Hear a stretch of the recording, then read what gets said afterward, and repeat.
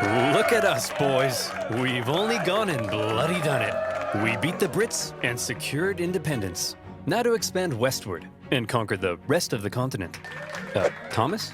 It looks like a bunch of different people already live out west. What?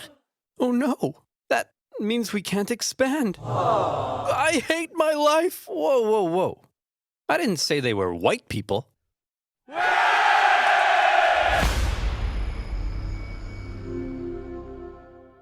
At the end of the Revolutionary War, when the United States secured its independence from Great Britain, the two sides met in Paris to settle the terms. Among various things, they discussed American territorial gains, and the British granted them a generous amount of land out west. However, Benjamin Franklin appeared to have an additional fascination. Oh, Canada. So voluptuous. You think we can maybe acquire some of that? Quit ogling our territory. But look at those curves. I'd worry less about Canada's curves and more about your own curves, Benjamin.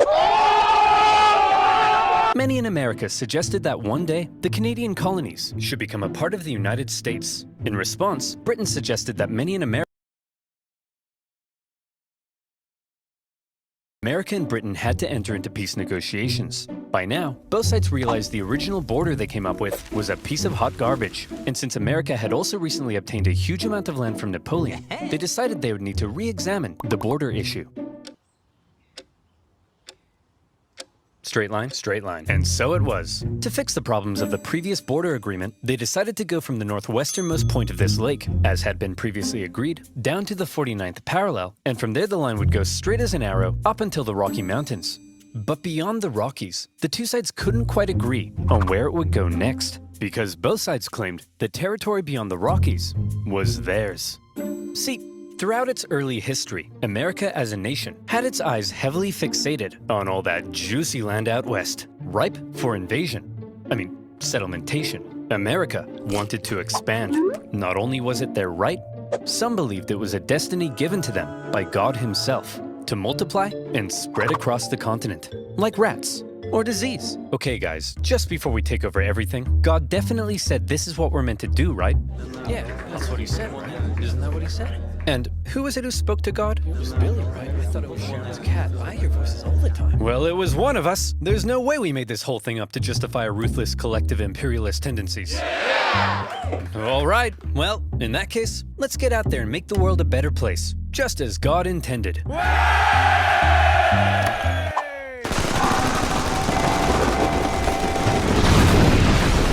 This belief in divinely destined expansion would later be given its very own name. Manifest Destiny.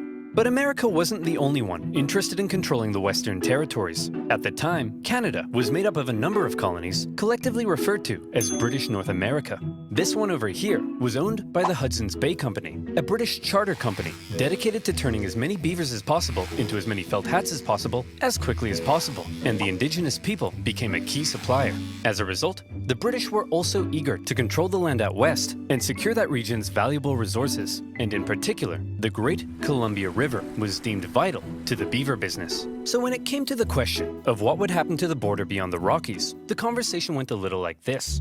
The line should keep going straight because we're manifestly destined to gain the entire North American continent. No, we need this river so we can keep scalping beavers. Look, why don't we just draw the border along the river? That way we both have access to it. Well, that would be a completely fair compromise that protects the interests of both parties. And there's no way I'm ever going to agree to it! Having come to a roadblock, both sides simply agreed that for now, they would jointly occupy the Northwestern Territory. They were both free to settle and trade there. But rest assured, the agreement was only temporary. Eventually somebody would get their way. Listen, Yank, we can jointly occupy this land, but I ain't sharing anything else. I don't want to see you using my toothbrush. I don't want to catch you wearing my underwear. And I don't want to catch you using my computer and selling my data to advertisers. Well, then you, my friend. Occupation of Oregon. And one man living here who felt the territory should be British was James Douglas, the Hudson's Bay Company's no-nonsense chief factor at Fort Vancouver. Ah, what a beautiful, unspoiled corner of the British Empire. I've got my spotted dick, my Spice Girls fan club membership, and an unrelenting negative outlook on life that affects everyone around me. What are you looking at, Stephen? Yes, truly British. What the?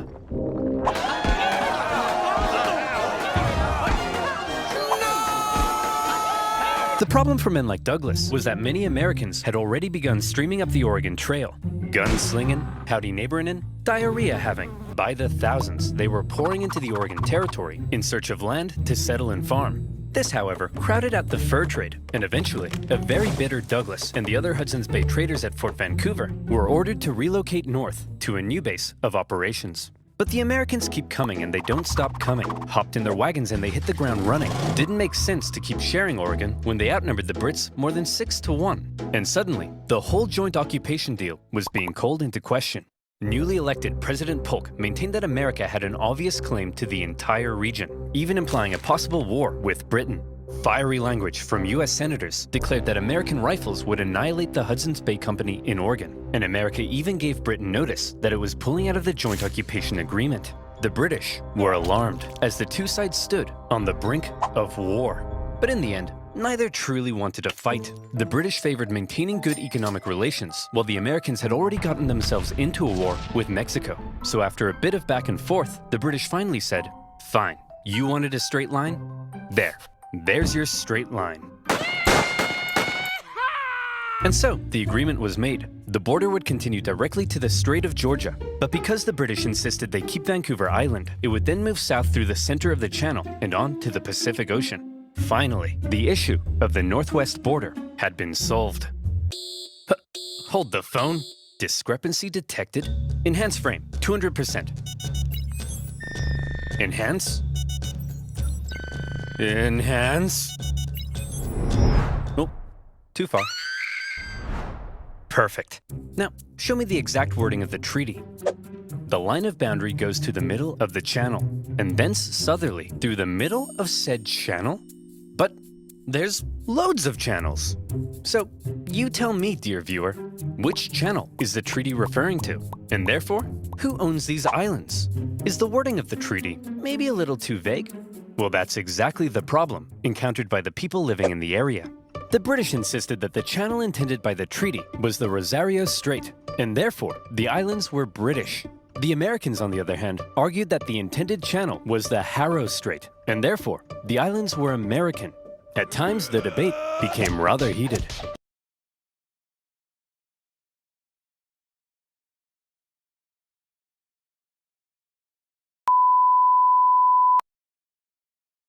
So, for now, the islands were simply held in dispute. Were they British, or were they American? I'm sure this conflict won't cause anyone to die. And one man who thought the islands were undeniably British was James Douglas, now the governor of Vancouver Island. He had already once had American settlers encroach on his territory and force him to move. And by golly, he wasn't going to let it happen again. As far as he was concerned, those islands were not only British, but prime agricultural land. And given the chance, those glubby Yanks wouldn't hesitate to start pitching flags with their glubby little hands. And so, he came up with a plan. If the British settled the islands first, then that would surely secure them for Britain. And so in 1853, Douglas sent an Irishman by the name of Charles Griffin, along with some Hawaiian shepherds, to go set up a sheep farm on San Juan Island. And set up a sheep farm they did. The place was rammed with sheep, 1,369 to be exact. But within those flocks of woolly cowards could also be found a number of beautiful, prized Berkshire pigs. Oh, Porky, you look stunning. You're the greatest thing that's ever happened to me. Would you perhaps like to go to the island ball together tonight? Oink once for no. Roll around in that cow crap if yes. Yes! I'm covered in poo and I'm the luckiest man alive! But life on the island for Charles Griffin wasn't to be a perfect paradise of pig pageants, because unfortunately for him, the Americans also believed the island was theirs. One day, in 1854, an American customs collector was sailing around the islands on the outlook for bands of native tribesmen when he spotted something. Aha! I've got you now, you savages. Over yonder. Those are sheep, sir. Sheep, you say? What are they doing here? Let's go and negotiate with them. Negotiate with sheep? Are you crazy? I'm perfectly stable, you rat bag. Call me crazy again and I'll eat your eyes! Hello, good sir. We request to speak with your leader. Out of my way. Allow me to parley with this foul beast.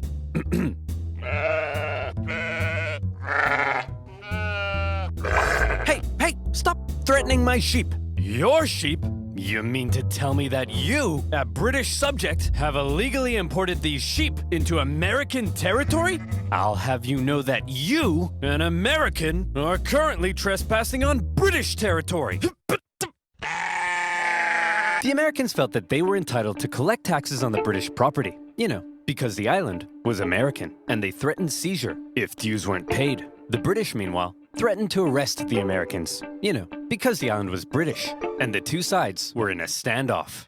To give Charles Griffin the legal power to deal with the American trespassers, Douglas said, "Hey, put on this wig." Boom, you're a magistrate now. And in turn, Griffin went to one of his Hawaiian shepherds and said, "Hey, I'm making you a constable. Put on this badge." The British then went off to arrest the US Customs Inspector. But, being an American, he emerged from his tent with 4 pistols and a giant knife, so the Brits had to back down. Eventually, raids by northern tribes chased the US officer from the island, but the Americans weren't done yet. Officials from nearby Whatcom County in Washington Territory believed the island fell under their jurisdiction, and they decided it was time to make the British pay up once and for all. They sent one Sheriff Barnes to go confront Charles Griffin. "Hey, you owe us $80.33 for all this farm stuff you got here. Go suck an egg!" Oh, I see. So that's how it is, huh? That's how it's gonna be, is it? That's the way in which things are, eh? That be how it will, is it? Will it be how that is, huh? That be the way in which things be the way they are, is that— Get off my property! So the sheriff and other Whatcom County officials felt they were now well within their rights to seize and auction off Griffin's sheep in order to recoup lost taxes. And who would they auction these prized breeding rams off to but themselves? Then, in a pretty chaotic scene, they worked to tie the rams to their boats. And when Charles Griffin came running to rescue his kidnapped sheep, being Americans, they pulled out guns on him, and he had to back down. In all, Charles Griffin lost 34 breeding rams, and he was furious. The British complained to the American government, who were shocked to hear what had been going on at their northwest border. And both governments told their officials in the area to back off. We're not trying to start a major war over some dumb sheep and a stupid island. But also, the islands are definitely ours. Under no circumstances let the other side have them. For now, both governments agreed to set up yet another boundary commission to decide which channel was the correct border. But it often devolved into petty bickering. The British did make one interesting suggestion, though. We could draw the border through this middle channel and split the islands between us.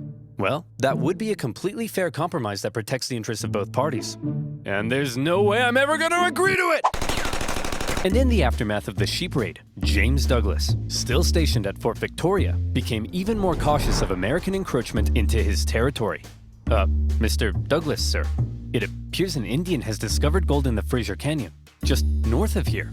Shut up! Keep your voice down, boy. We can't risk those glubby Americans hearing about this, or our territory here will be infested with them. Oh no!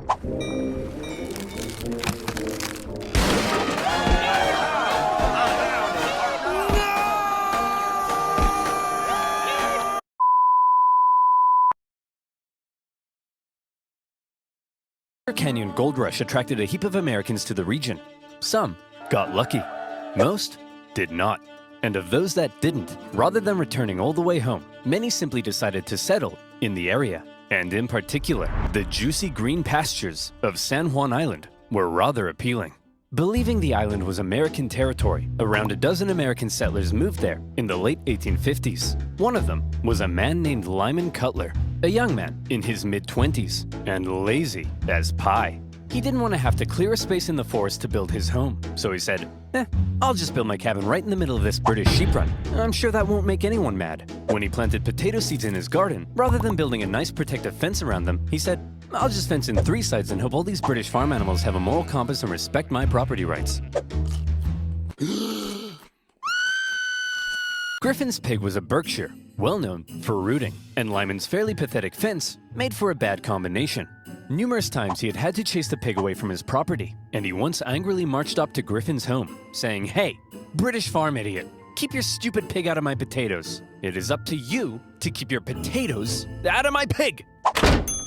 Griffin was furious with his new American neighbors. They built their homes all over his sheep pastures. And besides, what right did they have to be here anyway? It was British territory. Lyman, on the other hand, swore the local government had assured him his land claims were legitimate, and so to him, the British were out of line. Look at that sick freak. In love with his pig. Isn't that just sick? Yeah, what a freak. Not like our love, Spuddy. Ours is all natural. Yep, just a man and his potato. Nothing wrong with that. But the tension between Lyman and Griffin was just about to explode. What the? Spuddy? All right, you damn dirty pig. That's the final straw.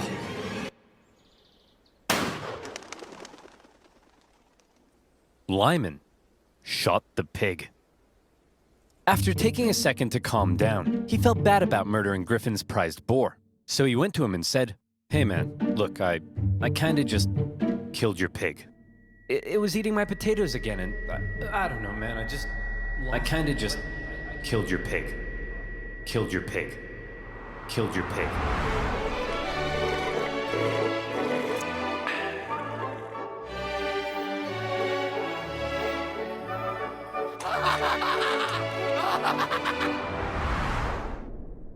You swine!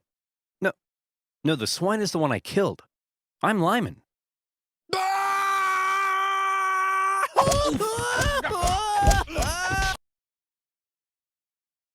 Demanded Lyman pay $100 for the loss of the pig, an outrageous sum at the time. Obviously, Lyman refused, threatening to shoot any more animals that dared enter his property, even threatening to shoot Griffin himself. When Griffin complained to James Douglas, British officials went and confronted the pig killer. Again, they insisted he pay up, and if he didn't, Lyman claimed they threatened to arrest him and take him back to Victoria.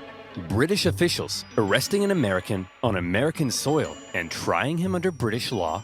Now that's controversial. And it's a controversy that attracted the attention of an American general in charge of the Department of Oregon, one William S. Harney. This guy, General Harney, had a reputation.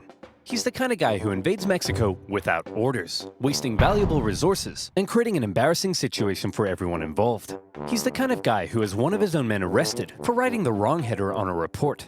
He's the kind of guy who finds a dog digging up his yard and then chases it for 1.5 miles just to give it a beating. He hated superiors, hated being told what to do, and had been court-martialed 4 times for disobeying orders. Contemporaries described him as an imbecile, all matter and no mind, an arrogant humbug, and a laughingstock. Like I said, General Harney had a reputation. He hated the British and was out for any opportunity to earn personal glory for himself. By some accounts, he even wanted to become president.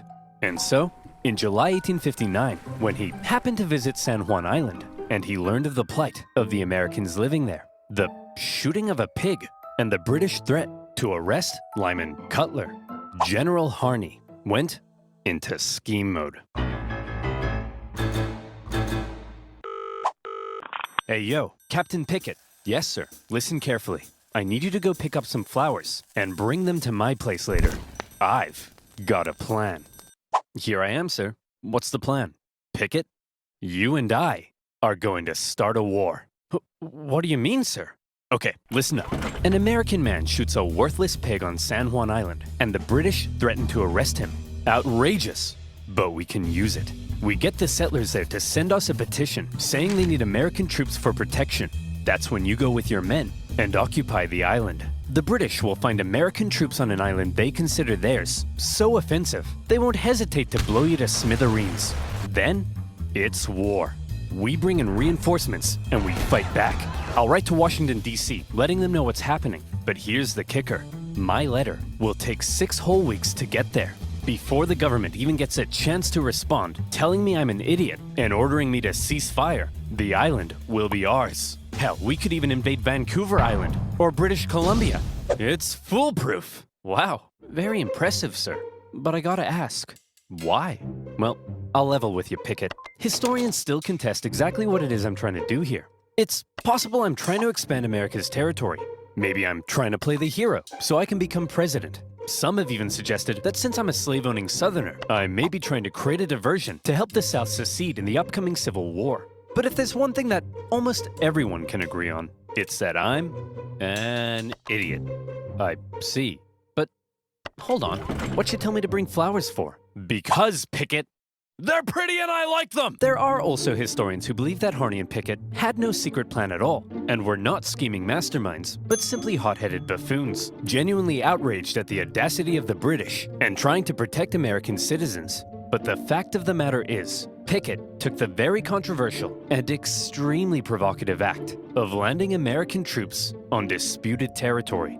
He set up his camp in a very exposed position and erected a very provocative sign proclaiming that only American laws applied on the island. It was almost like he was asking to be fired upon. Or, again, maybe he was just an idiot. When a British official sent to the island to get rid of the unruly American settlers now saw that there were American troops, he demanded they leave. He was obviously told to go suck an egg. When Douglas found out, he was enraged. To him, the American landing constituted an invasion. Harney sent a report back to the War Department in DC, justifying his actions with exaggerated claims of British villainy. But he knew it would take 6 weeks to get there, and another 6 weeks for their reply to come back. For now, the situation was entirely in the hands of local military and government officials, and the ball was in the British court. Would the temperamental Governor Douglas and the powerful British Navy respond to the American provocation with force? Were Britain and America really about to go to war over the shooting of a pig? Well, if one man were to have his way, it's entirely possible they would. James Douglas had already had Americans force him out of Oregon. They had threatened his position in Victoria during the gold rush. Now they had invaded his island, and he had had it. It was time to turn to the Royal Navy. You, Captain Hornby, go to the island and prevent any more Americans from landing. And take this magistrate with you to arrest Captain Pickett. Use force if necessary. Just don't do anything to start a war. Wait, you want me to use force but not start a war? Oh, I'm sorry. Is that too much to ask, Princess? When Captain Hornby got to the island and saw that the American force there was even larger than expected, his concern grew. He sent word back to Douglas, who in response ordered even more ships to the island. And at this point, the naval officers were like, hey man, let's talk. They were concerned Douglas's escalation was leading them to war, and they convinced him it probably wasn't a terribly good idea to just go up to an American military captain with his armed men and say, hey bucko, you're under arrest. Please don't shoot me. Douglas gave in. To prevent any hostilities, he canceled all orders and told the Navy, for now, to simply keep an eye on the Americans. He did send one more ship for good measure. Captain Pickett, now seeing the British ships with their guns aimed directly at his exposed camp, said, see Jeff? Look at that. We're about to get blown to bits. All according to plan. Hang on. Oh crap, Jeff, we're about to get blown to bits! Run! Pickett hastily moved his camp from its very exposed position to another position, which, as it happened, was also very exposed. It probably won't surprise you to learn Pickett came dead last in his graduating class. Nearby American and British officials began showing up to ask Pickett what the heck he was even doing. Then, a bunch of tourists showed up, because a major war breaking out in their doorstep was the single most exciting thing to ever happen in any of their miserable frontier lives. One Charles Griffin was particularly unhappy. First his pig had been shot. Now his sheep pastures were being trampled by soldiers and tourists alike. He complained to Governor Douglas, who was still pretty upset about the whole thing. Douglas felt British honor itself was at stake, so he decided that if American forces were allowed to be on the island, well then by golly, the British should be there too. It would be a joint military occupation. Upon hearing Douglas's new plan to land British troops on the island, Captain Hornby decided to go speak with Pickett in person. After informing him of the plan, Pickett replied that if they dared land, he would open fire. So there they were. The British had orders to land. The Americans had orders to prevent their landing. This was it. War. Over a small island in the middle of nowhere. Over a pig and some potatoes. Over whether the US-Canada border looked like this or like this. It was stupid. Hold on. This is stupid. To heck with it. I'm not landing those troops. I'm not gonna be the one who starts a war. The captain decided not to follow Douglas's order.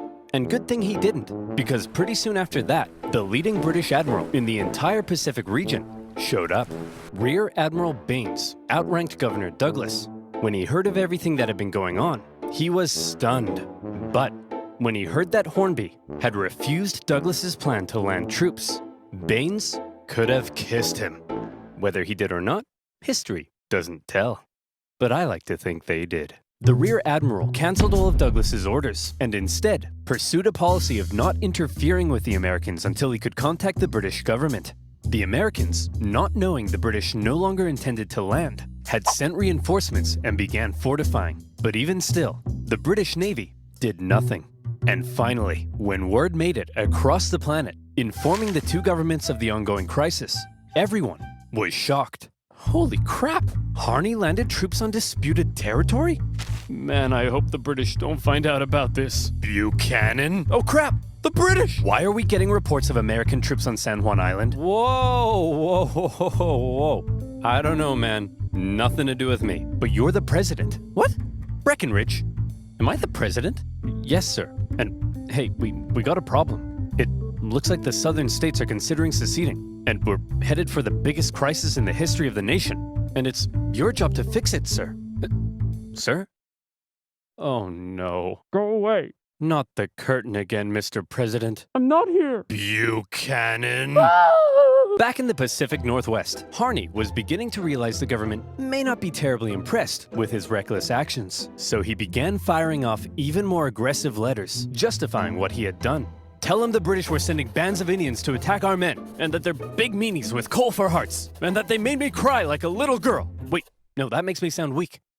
They made me cry like a big girl. Yeah, that's it. When the president received Harney's new letters, his anxiety only grew stronger. Oh, crap. Hey, General Scott, please make this go away. Leave it to me, sir. General Winfield Scott was the commanding general of the entire U.S. Army. Well known for his negotiation skills, he was a veteran of the Mexican-American War, during which time he had had to deal with General Harney's idiocy and insubordination. And he watched as Harney got away with it all, thanks to his friends in high places. It's safe to say that Scott really did not like General Harney. By now, General Scott was racked with gout, and he was so big he had to be hoisted onto his ship in a basket. Nevertheless, he began the long journey to the Pacific Northwest. Okay. Everyone, get over here. Will somebody please tell me what the heck is going on? I'll tell you, General. It all started on one fateful day last summer. Spuddy? All right, you damn dirty pig. That's the final straw. What? Hey, you can't get away from me! Look at that pig. Nowhere left to run, eh? I'm gonna enjoy this. Lyman, if you spare my life, I grant you 3 wishes.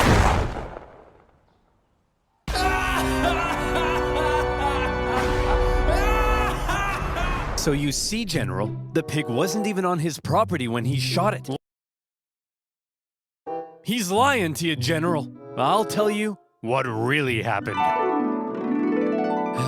What a pleasant summer's afternoon here on my humble farm. It's just me and my beloved potatoes. I'm so happy. Say, Lyman, them some nice spuds you got there. Would be a shame if somebody ate them. No, not again, you beast! Leave my potatoes alone! Yeah, I'm gonna eat them, Lyman. I'll eat them, and then I'm gonna eat you. Stay back! I'll shoot! Go ahead, punk. Make my day. Shoot me! Shoot me! He made me do it! He made me do it! So you're telling me you guys nearly started a war with the strongest naval power in the world over the shooting of a pig? Yeah, now he's starting to get it. Not only the pig, sir. The British then threatened to arrest this poor, pure American soul. Thank you, General. Shut up. I don't care about you. Okay, I've made up my mind. You're an idiot. You're an idiot. You're an idiot. You're an idiot. You're an idiot. You guys are fine. And you two are the most mind-numbingly brain-dead ding-dongs I've ever encountered in all my life, and I'll see you in my office. Okay, Harney, listen. I cut a deal with the Brits. Here's how it's gonna be. Both sides will maintain a small force on the island for a joint military occupation until our two governments can decide who owns the island. Now, the only way they'd agree to that is if Pickett is removed from command, so I'm replacing him with Captain Hunt here. Now, Harney, listen to me. Do not, under any circumstances, put Pickett back on that island, okay? I mean it, Harney. Do not order Pickett back onto the island. Understood? Yes, sir. Good. I'll see you Globos later. Is he gone? I think so. Good. Hunt, you're fired. Pickett, you're going back on the island. All right, you psychopath. I've been waiting years for this. I hate you. I've always hated you. Harney had not only ordered Pickett back onto the island, but his department even notified the British that it did not recognize the joint occupation settlement, while everyone else had decided on peace, appeared to still be threatening war. Needless to say, a furious Winfield Scott soon removed him from command and sent him elsewhere. In Harney's absence, the joint occupation went ahead, and the troops actually got along together quite well. The British attended 4th of July celebrations at the American camp, while the Americans visited the British for Queen Victoria's birthday. Even Pickett became good friends with his British counterpart. War, it seemed, had been avoided, thanks largely to the level-headed actions of the Royal Navy and General Winfield Scott. Of course, the islands were still in dispute, and the question of who exactly owned them still had to be answered. That answer would have to wait, because while San Juan was at peace, the nation was tearing itself apart.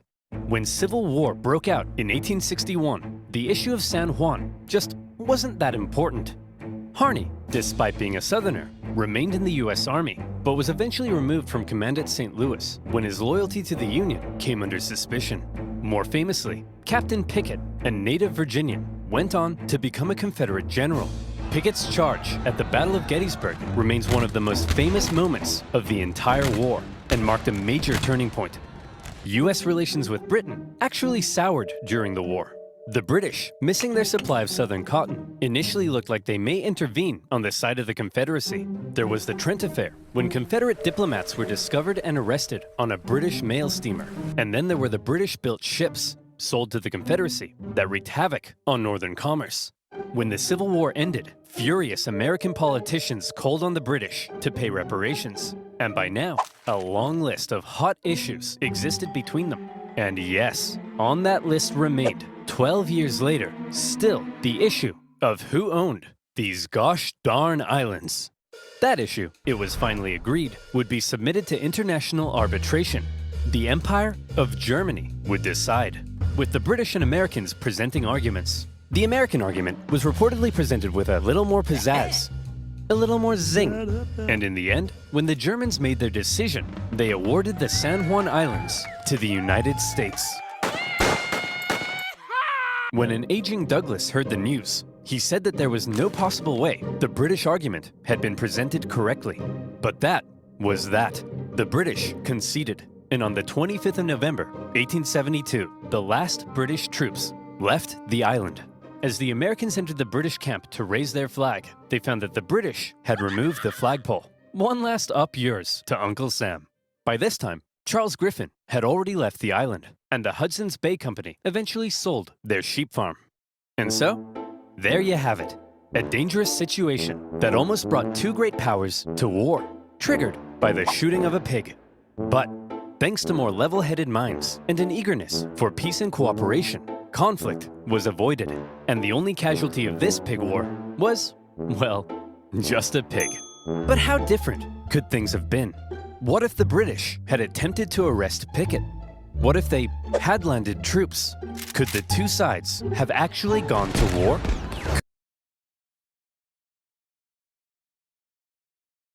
Could America have invaded Canada? Could it, perhaps, still invade Canada? Think about it. Why not? We have the manpower. We have the arms. It's our manifest destiny. Picture a future where American Mounties wear red, white, and blue and hail the stars and stripes, where Wayne Gretzky would wave the American flag every 4th of July in the streets of Montreal. Maple syrup, the greatest American food. Banff, the greatest American national park, one united nation, under the leadership of our glorious president, Drake. No longer shall we tolerate our smug neighbors to the north with their affordable insulin and endless comments complaining that I don't talk about Canada enough in my videos. That's right, Canadians. Watch your backs. Sleep with one eye open tonight, because Biden's coming, baby. And this time, he's coming with a vengeance!